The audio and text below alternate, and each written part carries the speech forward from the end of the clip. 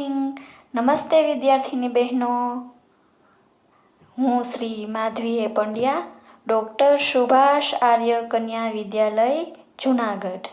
તો આજે આપણે જે વિડીયોના માધ્યમથી મળી રહ્યા છીએ ત્યારે સ્ટાન્ડર્ડ 12ની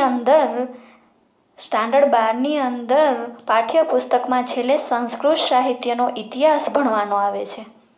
એ સંસ્કૃત સાહિત્યના ઇતિહાસની અંદર તમારે ગૃહ્ય સૂત્ર આવે છે. શરૂઆતમાં જ સંસ્કૃત સાહિત્યના ઇતિહાસમાં શરૂઆતમાં જ તમારે ગૃહ્ય સૂત્ર આવે છે.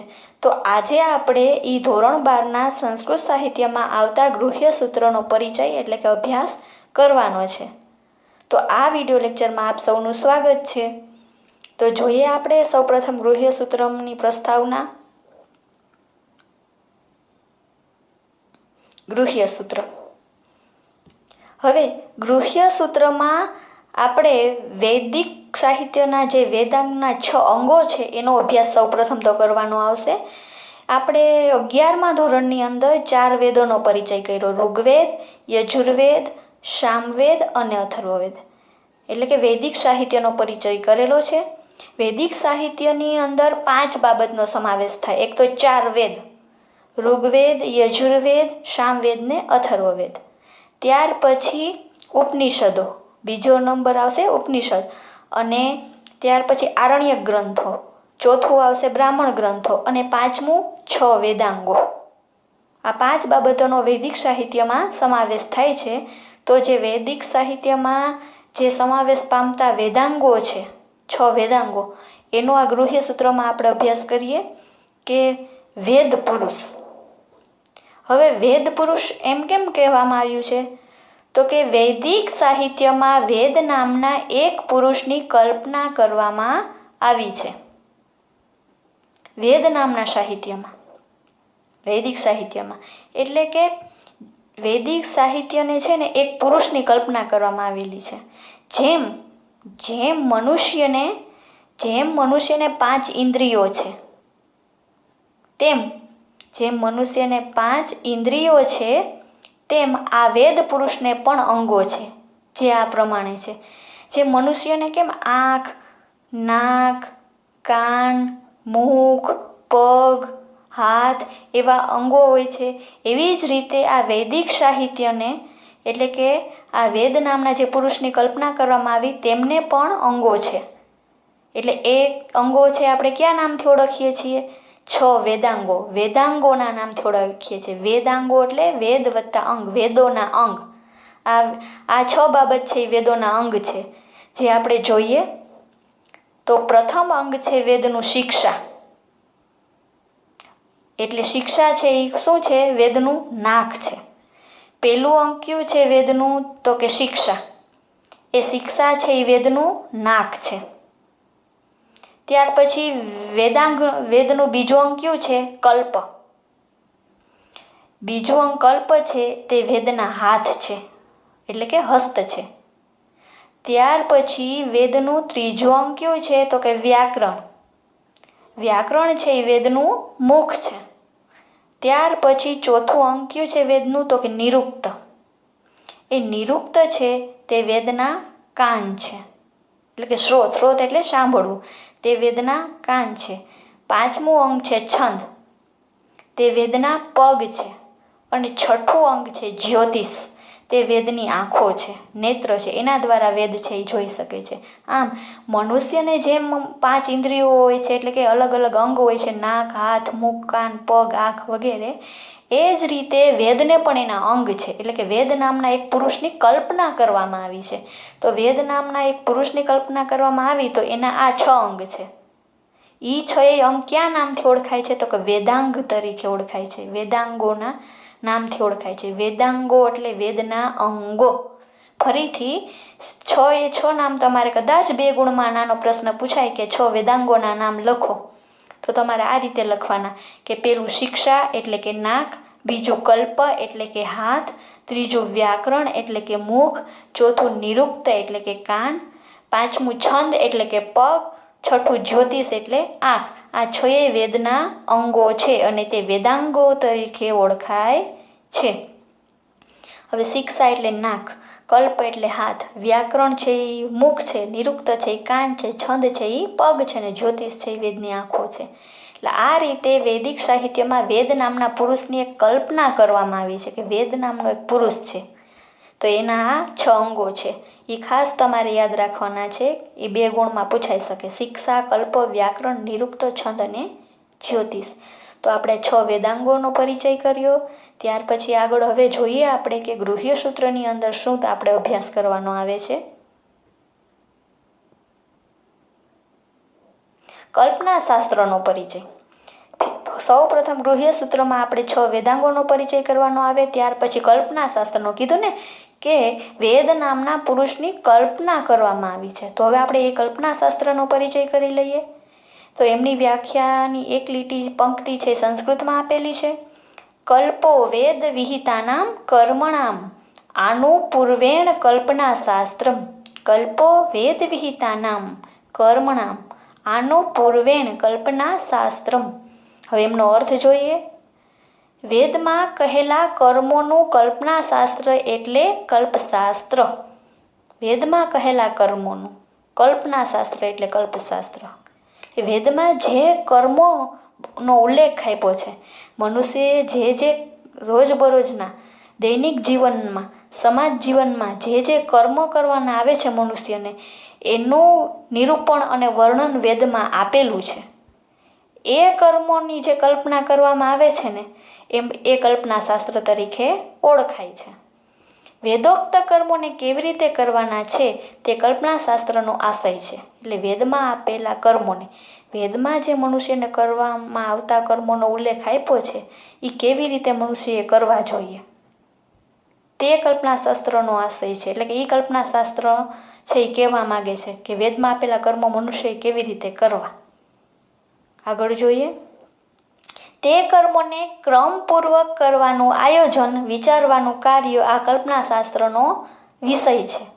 તે કર્મોને એટલે વેદમાં જે મનુષ્યને કરવાના કાર્યો અને કર્મોનો ઉલ્લેખ છે એ કર્મોને, કાર્યોને ક્રમપૂર્વક એટલે કે ક્રમશઃ, સ્ટેપ બાય સ્ટેપ ક્રમપૂર્વક કરવાનું આયોજન, વિચારવાનું કાર્ય આ કલ્પના શાસ્ત્રનો મુખ્ય વિષય છે. એટલે કલ્પના શાસ્ત્રમાં શું આવે છે, કલ્પના શાસ્ત્રનો વિષય શું છે? તો કે વેદમાં જે મનુષ્યના કર્મો આવે છે એ ક્રમ પ્રમાણે મનુષ્યએ કેવી રીતે કરવા એનું આયોજનપૂર્વકનું વર્ણન કલ્પના શાસ્ત્રમાં આપેલું છે. અને આ કલ્પના શાસ્ત્ર છે એના પાછા 4 વિભાગ છે. મનુષ્યએ જે કર્મ કરવાના છે એના કલ્પના શાસ્ત્રમાં 4 વિભાગ છે. તો વેદોમાં જ એનું વર્ણન મનુષ્યએ કરેલા કર્મોનું, પણ એટલા ભાગની કલ્પના કરીને કલ્પના શાસ્ત્ર જે બનાવેલું છે એના 4 વિભાગ છે. તો એ 4 વિભાગના નામ આપણે જોઈએ. કલ્પના શાસ્ત્રના 4 ભાગ યાદ રાખજો, આ કદાચ 2 ગુણમાં પૂછાઈ શકે. કલ્પના શાસ્ત્રના 4 ભાગ છે. એમાં પ્રથમ સ્રોત સૂત્ર, બીજું ગૃહ્ય સૂત્ર, ત્રીજું ધર્મસૂત્ર અને ચોથું શુલ્વ સૂત્ર. કલ્પના શાસ્ત્રના 4 વિભાગ છે. ચારેયના નામ સ્રોત સૂત્ર, ગૃહ્ય સૂત્ર, ધર્મસૂત્ર અને શુલ્વ સૂત્ર. અને એમ પૂછાય કે કલ્પના શાસ્ત્રમાં ના વિષય શું છે, કલ્પના શાસ્ત્રનો મુખ્ય વિષય શું છે? તો કે વેદોમાં જે મનુષ્યને કરવામાં આવે છે એ કર્મોનો ઉલ્લેખ છે. એ કર્મોને ક્રમપૂર્વક મનુષ્યએ કઈ રીતે કરવા એનું આયોજન છે જે બતાવવામાં આવ્યું છે. કલ્પના શાસ્ત્રનો વિષય છે. અને એમાં 4 ભાગ પડે છે: સ્રોત સૂત્ર, ગૃહ્ય સૂત્ર, ધર્મસૂત્ર અને શુલ્વ સૂત્ર. હવે તમને એમ થાય કે આ ચારેયના નામ તો આપી દીધા, પણ આનો અર્થ શું, આમાં આ 4 ભાગમાં શું બતાવેલું છે, શું આવે છે? તો એ આપણે નેક્સ્ટ સ્લાઇડમાં જોઈએ.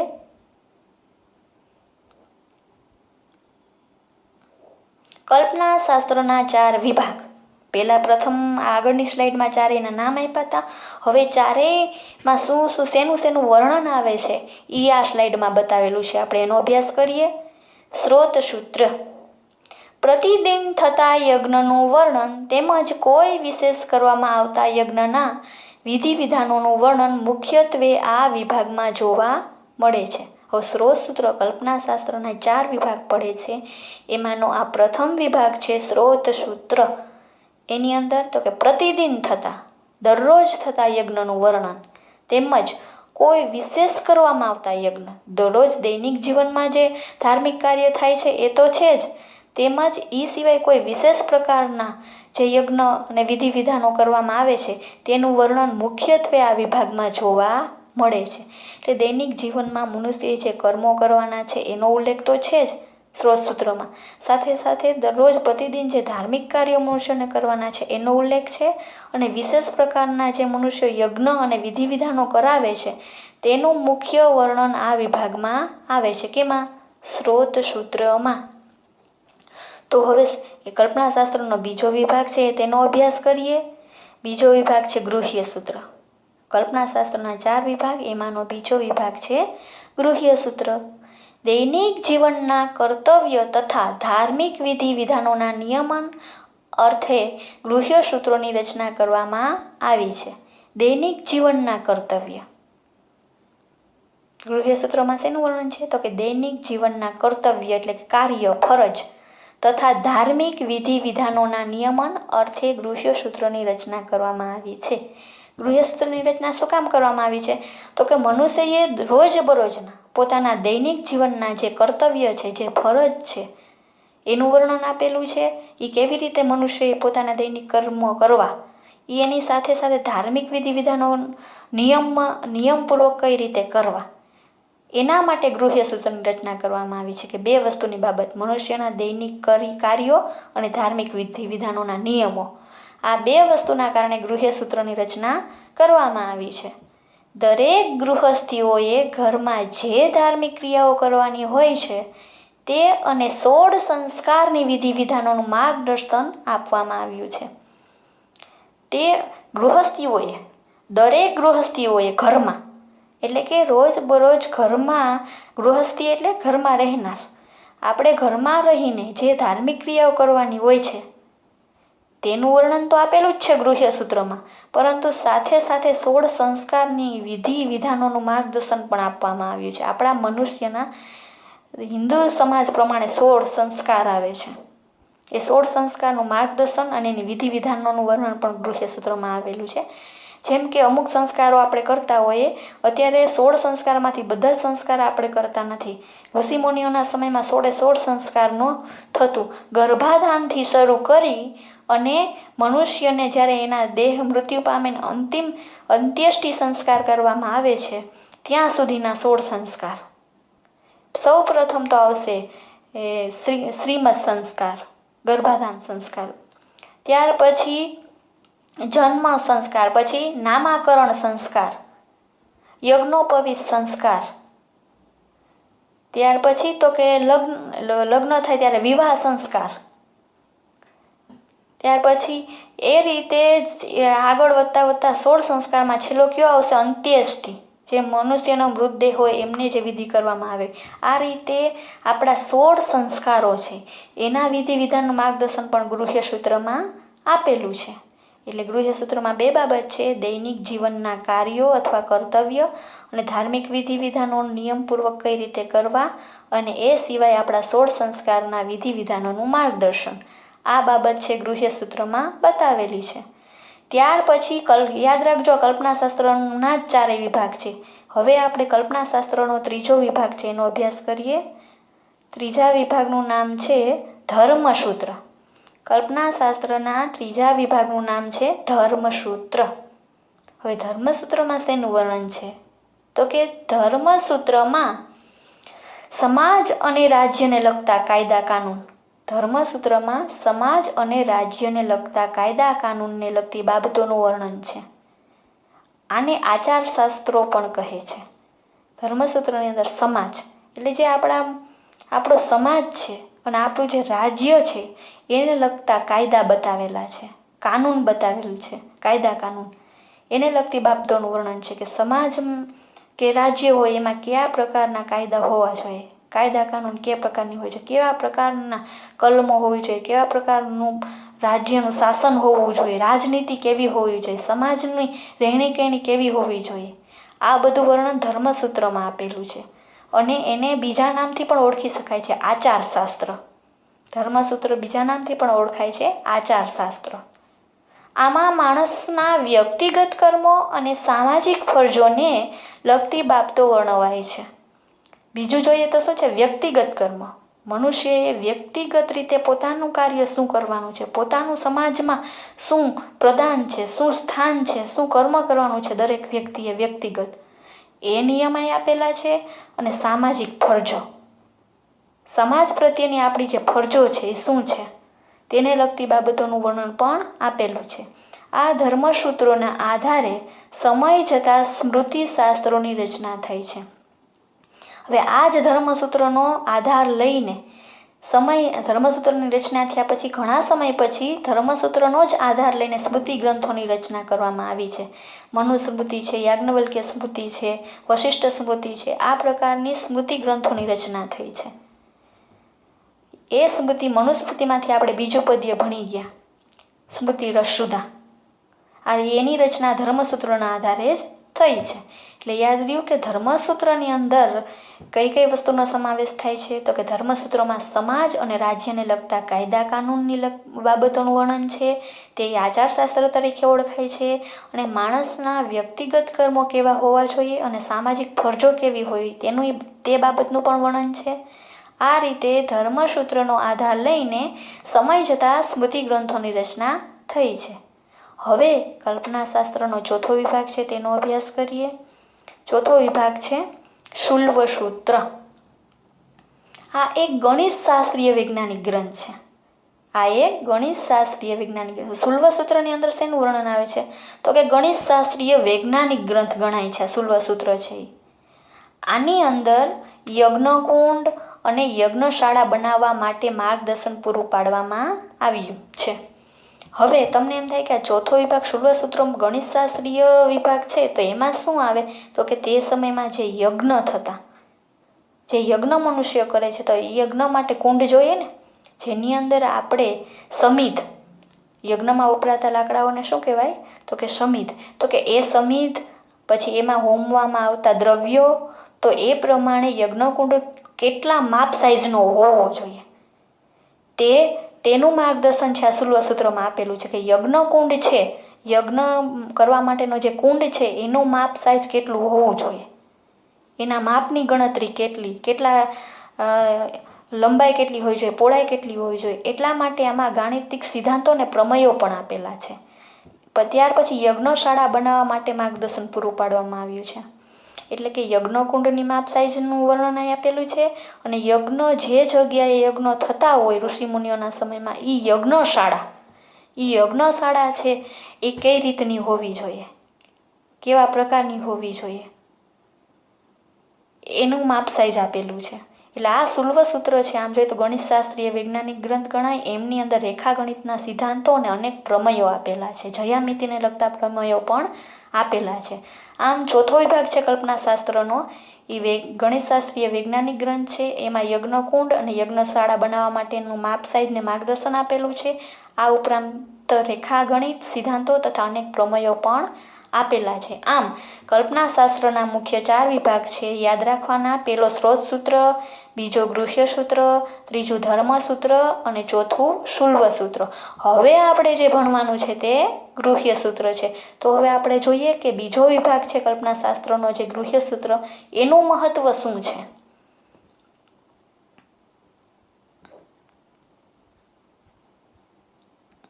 ગૃહ્યસૂત્રનું મહત્વ. હવે તમને કદાચ ટૂંકનોમ સ્વરૂપે પૂછાય કે ગૃહ્યસૂત્રનું મહત્વ, તો તમે આમાં જે પ્રમાણે સ્લાઇડમાં આપ્યું છે એ પ્રમાણે લખી શકો. ગૃહ્યસૂત્ર સાહિત્યનું મહત્વ જોઈએ આપણે. ગૃહ્યસૂત્રનો સંબંધ ગૃહસ્થ જીવન સાથે છે. ગૃહ્યસૂત્રનો સંબંધ કોની સાથે છે, તો કે ગૃહસ્થ જીવન સાથે છે. એના ઉપરથી જેનું નામ શું પડ્યું છે, ગૃહ્યસૂત્ર. ગૃહ્યસૂત્રમાં જે સિદ્ધાંતો આપેલા છે, જે નિયમો આપેલા છે, જે વર્ણન આપેલું છે, એ કોની સાથે સંબંધ ધરાવે છે, તો કે મનુષ્યના ગૃહસ્થ જીવન સાથે સંબંધ ધરાવે છે. દરેક મનુષ્યનું ગૃહસ્થ જીવન તેના માતા પિતા રૂપી પૂર્વજો અને અનુજ એવા સંતાનો સાથે જોડાયેલ હોય છે. સમજાણું? આમાં 3 પેઢીની વાત થઈ. બીજો જે પોઈન્ટ છે એમાં 3 પેઢીની વાત થઈ. દરેક મનુષ્યનું જીવન કઈ રીતે જોડાયેલું હોય, તો કે દરેક મનુષ્યનું જીવન છે એ મનુષ્ય પોતે તો હોય જ, પણ એના માતા પિતા, એટલે એના માતા પિતા એક પેઢી, પછી પોતે એટલે એ બીજી પેઢી, અને પછી એના સંતાન એટલે ત્રીજી પેઢી. એટલે આમાં 3 પેઢીની વાત કરવામાં આવી છે. મનુષ્ય પોતે, એના માતા પિતા એટલે પહેલી પેઢી, મનુષ્ય પોતે એ બીજી પેઢી, અને મનુષ્ય છે એમના સંતાન એ ત્રીજી પેઢી. દરેક મનુષ્યનું ગૃહસ્થ જીવન તેના માતા પિતા રૂપી પૂર્વજો અને અનુ જેવા સંતાનો સાથે જોડાયેલ હોય છે. એટલે મનુષ્યનું જીવન છે એ કઈ રીતે હોય છે તો કે 3 પેઢી સાથે સંકળાયેલું હોય છે. કુટુંબની અંદર માતા પિતા, પોતે અને પોતાના સંતાન હોય, 3 સાથે જોડાયેલું હોય છે. ગૃહ્ય સૂત્રનો સંબંધ ગૃહસ્થ જીવન સાથે છે તો આપણે જોયું. પછી એમના માતા પિતા, પોતે અને એના અનુજ સંતાનો આ રીતે 3 સાથે જોડાયેલ હોય છે. આથી આ એક પેઢી નહીં પરંતુ એક સાથે 3 પેઢી સાથે જોડાયેલ જીવનનો ઉત્તમ કાળ હોય છે. એટલે આની અંદર ગૃહ્ય સૂત્રની અંદર કોઈ એક પેઢીની વાત નથી કરેલી, પણ એક સાથે 3 પેઢી સાથે જોડાયેલ જીવનનો ઉત્તમ સમય બતાવવામાં આવેલો છે કે માતા પિતા, પછી મનુષ્ય પોતે એટલે 2 પેઢી, અને ત્રીજી પેઢી મનુષ્યના લગ્ન બાદ એના જે સંતાનો થાય એ. આ રીતે 3 પેઢીના જીવનની ઉત્તમ સમયની વાત આ ગૃહ્ય સૂત્રમાં કરેલી છે. એક કાળમાં કરવાના થતા કર્મો પણ 3 પેઢી સાથે સંકળાયેલા હોય છે. એક કાળમાં એટલે એક સમયમાં કરવાના થતા કર્મો એટલે કે કાર્યો પણ 3 પેઢી સાથે સંકળાયેલા હોય છે. સ્વાભાવિક છે, હોય જ છીએ. કોઈ પણ કાર્ય કે કોઈ પણ સંસ્કાર કરવામાં આવે તો માતા પિતા હોય, પોતે હોય ને એના સંતાનો હોય. એટલે કોઈ પણ કાર્યો છે એ 3 પેઢી સાથે સંકળાયેલા હોય છે. કોઈ પણ સંસ્કાર, 16માંથી સંસ્કાર, કોઈ પણ સંસ્કાર કરવામાં આવે તેમાં 3 પેઢીનો ઉલ્લેખ હોય છે.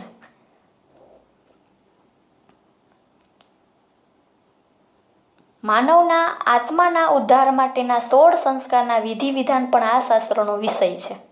ગૃહ્ય સૂત્રમાં માનવના આત્માના એટલે મનુષ્ય જીવનના આત્માના ઉદ્ધાર માટે 16 સંસ્કારોના જે વિધિ વિધાન પણ છે ને એ આ ગૃહ્ય સૂત્રમાં આપેલા છે. એ ગૃહ્ય સૂત્રનો વિષય છે. 16 સંસ્કારનું વર્ણન છે એ ગૃહ્ય સૂત્રમાં આપેલું છે. વિવાહ સંસ્કારના નામ આપેલા છે. વિવાહ, ઉપનયન, નામકરણ, અંત્યેષ્ટિ જેવા કાર્યોમાં જોવા મળતી એકરૂપતા એ ગૃહ્ય સૂત્રને કારણે જ શક્ય બની છે. હવે ગમે એ જ્ઞાતિ હોય, ગમે એ સમાજ હોય તો એ અમુક સંસ્કારો છે એ સરખા હોય. ભલે એના રીત રિવાજ અલગ હશે, પણ વિવાહ સંસ્કાર આપણામાંય થતો હશે તો બીજી જ્ઞાતિમાંય થતો હશે, આપણા સમાજમાં થતો હશે તો બીજા સમાજમાં, પછી એના રીત રિવાજ ભલે અલગ હોય. એટલે આ ગૃહ્ય સૂત્રના કારણે આ અમુક સંસ્કારમાં એકરૂપતા જોવા મળે છે. 16 પ્રકારના સંસ્કાર છે. શ્રીમંત સંસ્કારથી લઈ અને અંત્યેષ્ટિ એટલે કે મનુષ્ય મૃત્યુ પામે અને એના દેહને જે અગ્નિ સંસ્કાર કરવામાં આવે ત્યાં સુધીના 16 સંસ્કારનું વર્ણન આ ગૃહ્ય સૂત્રમાં આપેલું છે. 16ના નામ તમારે લખવાની જરૂર નથી, જેટલા યાદ રહે એટલા 4-5ના નામ લખવા. શ્રીમંત સંસ્કાર, જન્મ સંસ્કાર, નામાકરણ સંસ્કાર, ઉપનયન સંસ્કાર, વિવાહ સંસ્કાર, એ રીતે અંત્યેષ્ટિ સંસ્કાર, આ પ્રકારના જેટલા નામ યાદ રહે એ લખવા. જોવા મળતી એકરૂપતા એ ગૃહ્ય સૂત્રના કારણે શક્ય બની છે. હવે ગૃહ્ય સૂત્રના મહત્વમાં આપણે કયા પોઈન્ટ ભણ્યા તો કે એક તો એ કે ગૃહ્ય સૂત્રનો સંબંધ છે એ ગૃહસ્થ જીવન સાથે જોડાયેલો છે. ગૃહ્ય સૂત્રનો સંબંધ ગૃહસ્થ જીવન સાથે જોડાયેલો છે અને તેની અંદર 3 પેઢીની વાત કરવામાં આવી છે. મનુષ્યના માતા પિતા, મનુષ્ય પોતે અને મનુષ્યના સંતાન. આ રીતે 3 પેઢીથી સંકળાયેલા હોય છે. કોઈ પણ કાર્ય કરવાના હોય, કોઈ પણ કર્મ કરવાના હોય તો 3 પેઢી સંકળાયેલી હોય છે. અને મનુષ્યના આત્માના ઉદ્ધાર માટે જે 16 સંસ્કાર આપેલા છે એના વિધિ વિધાનોનું માર્ગદર્શન આપેલું છે. ત્યાર પછી વિવાહ, ઉપનયન, શ્રીમંત સંસ્કાર, નામાકરણ સંસ્કાર, અંત્યેષ્ટિ સંસ્કાર જેવા સંસ્કારો છે એ બતાવેલા છે અને એના ગૃહ્ય સૂત્રના કારણે આ સમાજમાં એકરૂપતા જોવા મળે છે. આ છે ગૃહ્ય સૂત્રનું મહત્વ છે. તો હવે ગૃહ્ય સૂત્રનું સ્વરૂપ જોઈએ. ગૃહ્ય સૂત્રનું મહત્વ શું છે આપણા માટે એ આપણે જોયું. હવે ગૃહ્ય સૂત્રનું સ્વરૂપ કેવું છે એટલે કે એનું બંધારણ. ગૃહ્ય સૂત્રનું સ્વરૂપ એટલે કે એનું બંધારણ, કઈ રીતે બનાવવામાં આવ્યું છે ગૃહ્ય સૂત્ર, કઈ બાબતમાં એના મૂળ રહેલા છે, કેમાંથી લઈને ગૃહ્ય સૂત્રની રચના થઈ છે એને સ્વરૂપ કહેવાય. તો જોઈએ એનું સ્વરૂપ કઈ રીતે બનાવવામાં આવ્યું છે. ગૃહ્ય સૂત્રનું સ્વરૂપ વિશાળ છે. ગૃહ્ય સૂત્રનું સ્વરૂપ વિશાળ છે એટલે કે મોટું છે. હવે જોઈએ કેમાંથી લીધેલા છે, એના માટેના જે પ્રેરણા છે. ઋગ્વેદમાંથી 3 ગૃહ્ય સૂત્ર લેવામાં આવ્યા છે. આપણા 4 વેદ છે ને, ચારેય વેદમાંથી અમુક સૂત્ર લઈ અને ગૃહ્ય સૂત્રની રચના કરવામાં આવી છે અને એના આધારે ગૃહ્ય સૂત્રનું સ્વરૂપ નક્કી કરેલું છે. તો પ્રથમ વેદ કયો આવશે? ઋગ્વેદ. ઋગ્વેદમાંથી 3 ગૃહ્ય સૂત્ર લેવામાં આવ્યા છે. કેટલા? યાદ રાખજો, ગૃહ્ય સૂત્રનું સ્વરૂપ પૂછાય તો ઋગ્વેદમાંથી 3 ગૃહ્ય સૂત્ર લેવામાં આવ્યા છે. ત્યાર પછી યજુર્વેદના 2 ભાગ પડે છે. બીજો જે વેદ છે આપણો યજુર્વેદ, એના 2 ભાગ પડે છે, શુક્લ યજુર્વેદ અને કૃષ્ણ યજુર્વેદ. તો જે પેલો શુક્લ યજુર્વેદ છે એમાંથી 1 ગૃહ્ય સૂત્ર લીધેલું છે અને બીજો વિભાગ છે કૃષ્ણ યજુર્વેદ, એમાંથી 9 ગૃહ્ય સૂત્ર લેવામાં આવ્યા છે. યાદ રાખજો કેમાંથી કેટલા લીધા? ઋગ્વેદમાંથી 3 ગૃહ્ય સૂત્ર લેવામાં આવ્યા છે, શુક્લ યજુર્વેદમાંથી 1 એટલે 3 ને 1 4 અને કૃષ્ણ યજુર્વેદમાંથી 9, બરાબર, એટલે 9 ને 4 13. ત્યાર પછી સામવેદમાંથી 5 ગૃહ્ય સૂત્ર લેવામાં આવ્યા છે. સામવેદમાંથી કેટલા ગૃહ્ય સૂત્ર લીધા? 5. એટલે કેટલા થશે? 13 ને 5 17 18. સોરી, સામવેદમાંથી 5 ગૃહ્ય સૂત્ર લેવામાં આવ્યા છે એટલે 13 ને 5 18. અને અથર્વવેદમાંથી 1 ગૃહ્ય સૂત્ર લેવામાં આવ્યું છે એટલે 19. આમ કુલ 19 ગૃહ્ય સૂત્રો પ્રાપ્ય છે. એના આધારે ગૃહ્ય સૂત્રોની રચના અને સ્વરૂપ નક્કી થયું છે. ફરીથી રિપીટ કરી જઈએ કે ઋગ્વેદમાંથી 3 ગૃહ્ય સૂત્ર લેવામાં આવ્યા છે, પછી શુક્લ યજુર્વેદમાંથી 1 એટલે 4, કૃષ્ણ યજુર્વેદમાંથી 9 એટલે 13, સામવેદમાંથી 5 એટલે 18 અને અથર્વવેદમાંથી 1 એટલે 19. આ રીતે કુલ 19 ગૃહ્ય સૂત્ર પ્રાપ્ય છે. એના આધારે ગૃહ્ય સૂત્રનું સ્વરૂપ નક્કી કરવામાં આવ્યું છે. હજુ આગળ જોઈએ, જેમાં સૌથી વધારે પ્રસિદ્ધ આશ્વાલાયન અને પારસ્કર ગૃહ્ય સૂત્ર છે. આ 19 ગૃહ્ય સૂત્રો તો સમજાઈ ગયા કેમાંથી લીધા. એ 19 ગૃહ્ય સૂત્રોના અલગ અલગ નામ છે. એ નામ આમાં નથી બતાવેલા, પરંતુ આપણે પ્રસિદ્ધ કયું છે, સૌથી વધારે પ્રસિદ્ધ, એનું નામ યાદ રાખવાનું છે.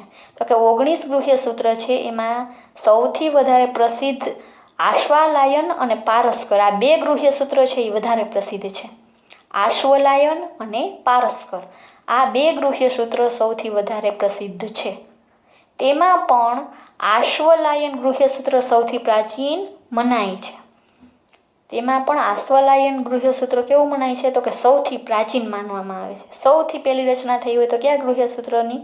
આશ્વલાયન, અને સૌથી પ્રાચીન ગણવામાં આવે છે. પ્રખ્યાત 2 યાદ રાખજો, આશ્વલાયન અને પારસ્કર. એમાં આશ્વલાયન સૌથી પ્રાચીન મનાય છે. તેના રચયિતા આચાર્ય આશ્વલાયન છે. આશ્વલાયન નામનું જે ગૃહ્ય સૂત્ર છે એના રચયિતા આશ્વલાયન છે. એના આધારે જ ગૃહ્ય સૂત્રનું નામ આશ્વલાયન પડ્યું. જ્યારે પારસ્કર ગૃહ્ય સૂત્રના કરતા આચાર્ય પારસ્કર છે, એના આધારે એના ગૃહ્ય સૂત્રનું નામ પારસ્કર પડ્યું. એટલે 2 ગૃહ્ય સૂત્ર સૌથી વધારે પ્રખ્યાત છે, એક આશ્વલાયન અને પારસ્કર. એમાં આશ્વલાયનના રચયિતા આશ્વલાયન ઋષિ અને પારસ્કરના રચયિતા પારસ્કર ઋષિ, અને આશ્વલાયન છે સૌથી પ્રાચીન ગૃહ્ય સૂત્ર મનાય છે. હવે એનો સમય કયો, એની રચનાનો સમય કયો છે? તો કે તેની રચનાનો સમય ઈસવીસન પૂર્વેની 2જી શતાબ્દીનો માનવામાં આવે છે. હવે આ ગૃહ્ય સૂત્રની રચનાનો સમય તો કે ઈસવીસન પૂર્વની 2જી શતાબ્દીનો ગણવામાં આવે છે. અને આ ગૃહ્ય સૂત્રની અંદર જે પ્રખ્યાત 2 ગૃહ્ય સૂત્ર છે એની અંદર 3 કાંડ છે. આમાં 3 કાંડ છે, એટલે કે અને 3 કાંડની કુલ 51 કંડિકાઓ છે. એટલે પેટા વિભાગ હોય ને, જેમ આપણે પાઠ, ચેપ્ટર, ગદ્ય, પદ્ય હોય એમ પાછા પેટા વિભાગ હોય, એ રીતે આમાં આ ગૃહ્ય સૂત્રની અંદર મુખ્ય કેટલા કાંડ છે? 3. અને 3 કાંડના પેટા વિભાગ તરીકે કંડિકાઓ આવે છે. એટલે 3 કાંડની મળીને કુલ કંડિકાઓ કેટલી છે? તો કે 51 કંડિકાઓ છે. આ રીતે આપણે આજે ગૃહ્ય સૂત્રોનો અભ્યાસ કર્યો. તો ગૃહ્ય સૂત્રોમાંથી તમારે ટૂંકનોંધ સ્વરૂપે પૂછાઈને યાદ રાખવા જેવી બાબત કે સૌ પ્રથમ તો યાદ એ રાખવાનું કે વેદાંગો કોને કહેવાય, જેનો આપણે શરૂઆતમાં જ અભ્યાસ કર્યો પહેલી સ્લાઇડમાં. વેદાંગો એટલે વેદોના અંગો. વેદોના અંગો. અને એમ પૂછાય કે પ્રશ્ન 2 ગુણનો ઘણીવાર પૂછાયેલો છે કે વેદાંગો કેટલા છે અને ક્યાં ક્યાં. તો આપણે પહેલાં લખવાનું કે વેદાંગો 6 છે, વેદોના અંગો 6 છે. પછી 6ના નામ લખવાના. પેલું કયું જ આવશે? તો કે પેલું કયું આવશે વેદાંગોમાં? તો કે કલ્પ, નિરુક્ત, છંદ, જ્યોતિષ, પછી શ્રોત. આ રીતે 6 વેદાંગોના નામ તમારે લખી નાખવાના. બરાબર? વેદાંગો કેટલા? તો કે 6 અને પછી 6ના નામ. શિક્ષા, કલ્પ, નિરુક્ત, જ્યોતિષ, છંદ. બરાબર? જ્યોતિષ છેલ્લે આવશે, છંદ અને જ્યોતિષ. આ રીતે 6 વેદાંગોના નામ યાદ રાખવાના.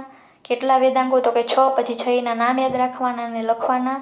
ત્યાર પછી કલ્પના શાસ્ત્રનો પરિચય, કે કલ્પના શાસ્ત્ર શું છે?